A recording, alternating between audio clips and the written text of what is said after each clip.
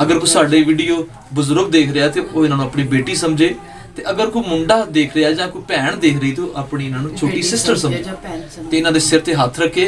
तो साडा सारिਆਂ ਦਾ फर्ज है कि असी इस काम नूं निबेड़िए। खुदा दे खूबसूरत नाम च तुहानूं सारिਆਂ ਨੂੰ सलाम पहुंचे। मैं नवीद मसीह अज भैन रबीना कोल असीं आए हाँ। 11वें महीने की 20 तरीक नूं शादी कर रहे हैं अपनी बेटी की।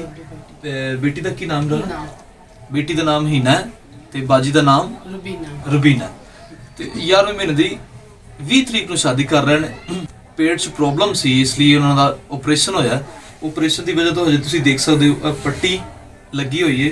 यूरन बैग भी बाजी लगा, यूरन बैग भी लगा होया।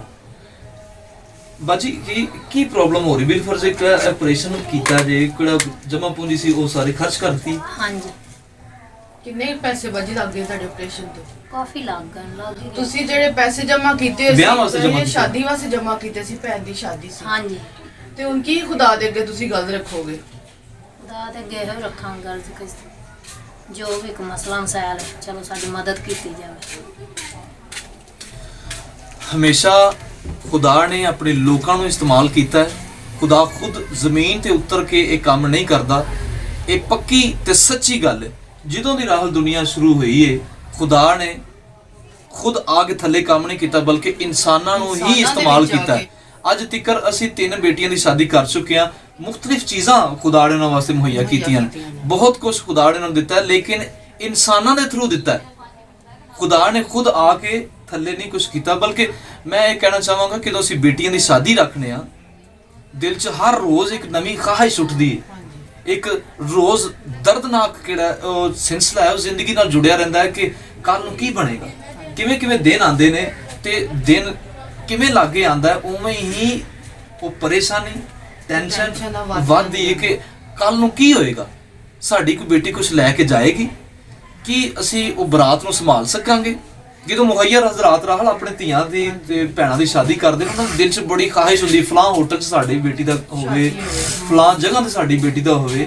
ਇਸੇ ਤਰ੍ਹਾਂ ਕਿਹੜੇ ਮੁਸਤਹਿਕ ਲੋਕ ਨੇ ਉਹਨਾਂ ਦੇ ਵੀ ਦਿਲ 'ਚ ਖਾਹਿਸ਼ ਹੁੰਦੀ ਹੋਰ ਕੁਛ ਨਹੀਂ ਤਾਂ ਅਸੀਂ 4 ਜੀਆਂ ਨੂੰ ਬਾਜੀ ਸੰਭਾਲ ਸਕੀਏ। ਕੋਈ ਚੀਜ਼ਾਂ ਵਗੈਰਾ ਬਣਾਈਆਂ ਬਾਜੀ? ਹਜੇ ਤੱਕ ਮਤਲਬ ਕਿਹੜੇ ਪੈਸੇ ਕਿਹਨਾਂ ਉਹ ਰਾਹਲ ਇਲਾਜ ਤੇ ਲਗਾਤਾ। ਲੇਕਿਨ ਖੁਦਾ ਆਪਣੇ ਲੋਕਾਂ ਦਾ ਸਿਰ ਨੀਵਾਂ ਨਹੀਂ ਹੁੰਦੇ। ਆਪਣੇ ਮਾਮਾ ਪਾਪਾ ਨੂੰ ਕਦੀ ਕਿਹਾ ਕਿ ਇਹ ਹੋਣਾ ਚਾਹੀਦਾ?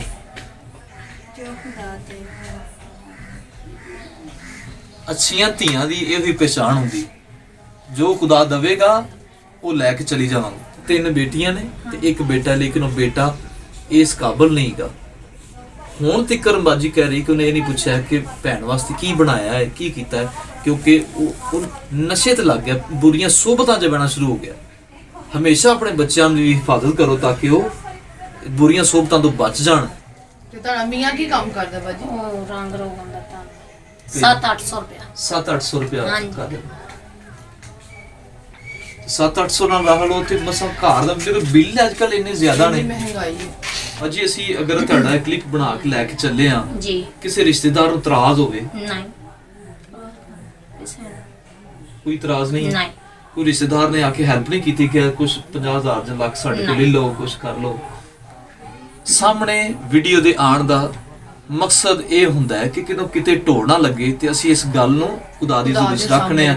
ਤੇ ਮੈਂ ਫਿਰ ਦੁਬਾਰਾ ਕਹਾਂਗਾ ਖੁਦਾ ਆਪਣੀ ਬੇਟੀਆਂ ਦੇ ਇਸ ਸ਼ਾਦੀਆਂ 'ਚ ਕੰਮ ਕਰਦਾ ਹੈ। ਹਾਂਜੀ, ਉਹ ਆਪ ਆ ਜਾਂਦਾ। ਰਾਸ਼ਦ ਨਦੀਮ ਸਾਹਿਬ, ਅਸੀਂ ਦਿਲ ਤੋਂ ਤੁਹਾਡੇ ਸ਼ੁਕਰਗੁਜ਼ਾਰ ਹਾਂ। ਰਾਸ਼ਦ ਨਦੀਮ ਸਾਹਿਬ ਦੀ ਫੋਟੋ ਵੀ ਸਾਹਮਣੇ ਆ ਰਹੀ ਹੈ।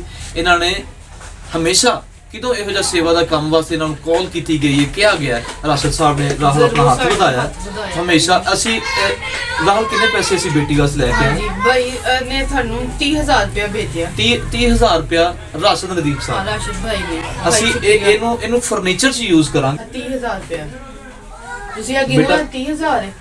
ਫਟਾਫਟ ਜ਼ਰਾ ਤਾਂ ਕਿ ਅੱਗੇ ਕਲੋਜ਼ ਕਰਨਾ, ਹੋਰ ਕਲੋਜ਼ ਕਰ ਲਾਗੇ ਪੈਸੇ ਪਾਵੇ।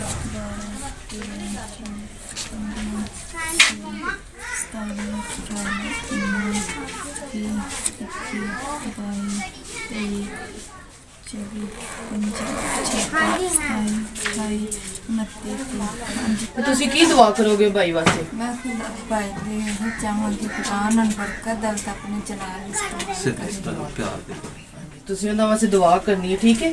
ਉਹਨਾਂ ਦੀ ਫੈਮਿਲੀ ਨੂੰ ਖੁਦਾ ਬਰਕਤ ਦੇਵੇ ਤੇ ਉਹਨਾਂ ਨੂੰ ਬਲੈਸ ਕਰੇ ਤੇ ਉਹਨਾਂ ਦੀ ਕਮਾਈ 'ਚ ਬਰਕਤ ਪਾਵੇ, ਠੀਕ ਹੈ। ਅਗਰ ਕੋਈ ਸਾਡੇ ਵੀਡੀਓ ਬਜ਼ੁਰਗ ਦੇਖ ਰਿਹਾ ਤੇ ਉਹ ਇਹਨਾਂ ਨੂੰ ਆਪਣੀ ਬੇਟੀ ਸਮਝੇ, ਤੇ ਅਗਰ ਕੋਈ ਮੁੰਡਾ ਦੇਖ ਰਿਹਾ ਜਾਂ ਕੋਈ ਭੈਣ ਦੇਖ ਰਹੀ ਤੇ ਉਹ ਆਪਣੀ ਇਹਨਾਂ ਨੂੰ ਛੋਟੀ ਸਿਸਟਰ ਸਮਝੇ ਜਾਂ ਭੈਣ ਸਮਝੇ। ਤੇ ਇਹਨਾਂ ਦੇ ਸਿਰ ਤੇ ਹੱਥ ਰੱਖੇ। ਤੇ ਸਾਡਾ ਸਾਰਿਆਂ ਦਾ ਫਰਜ਼ ਹੈ ਕਿ ਅਸੀਂ ਇਸ ਕੰਮ ਨੂੰ ਨਿਬੇੜੀਏ। ਤੇ ਖੁਦਾ ਮੁਮਕਨਾਤ ਦਾ ਖੁਦਾ ਹੈ। ਜਦੋਂ ਅਸੀਂ ਖੁਦਾ ਦੇ ਹਜ਼ੂਰੀ 'ਚ ਗੱਲ ਰੱਖਣੇ ਆ, ਤੇ ਮੈਂ ਇਸ ਗੱਲ ਦਾ ਤਜਰਬਾ ਕਰ ਚੁੱਕਿਆ ਕਿ ਖੁਦਾ ਸਾਡੇ ਦਿਲਾਂ ਨੂੰ ਨਰਮ ਕਰਦਾ ਹੈ ਤੇ ਸਾਡੇ ਵਾਸਤੇ ਚੰਗੇ ਵਸਾਇਲ ਪੈਦਾ ਕਰਦਾ ਹੈ।